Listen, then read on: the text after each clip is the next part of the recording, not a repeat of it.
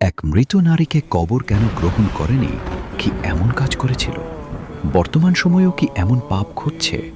চলুন জানি সেই ইতিহাস। এমন আরও ভিডিও পেতে লাইক শেয়ার করে সাথেই থাকবেন। একটি পুরনো শহরে একজন জ্ঞানী আলেম বসবাস করতেন। মানুষ তাদের সমস্যা নিয়ে তার কাছে আসত।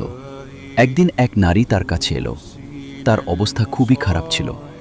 আলেম কোমলভাবে জিজ্ঞেস করলেন, কি হয়েছে বোন, এত কষ্ট পাচ্ছ কেন?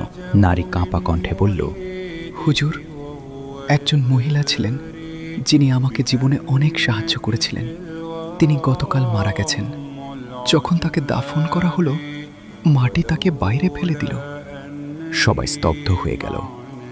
আমরা আবার দাফন করলাম, কিন্তু একই ঘটনা ঘটল। কাজী সাহেব কিছুক্ষণ নীরব রইলেন।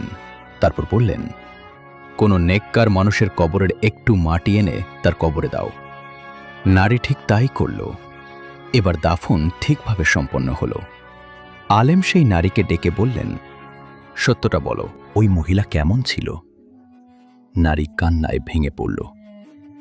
হুজুর, বাইরে থেকে তিনি ভালো ছিলেন, কিন্তু গোপনে বড় বড় গুনাহ করতেন।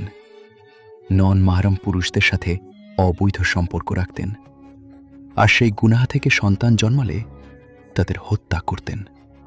এটা শুনে কাজী সাহেবের চোখ ভিজে গেল।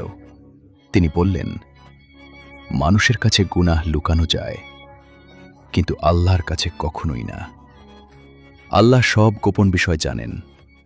তাই গুনাহ থেকে দূরে থাকো, তওবা করো এবং জীবনকে পবিত্র করো।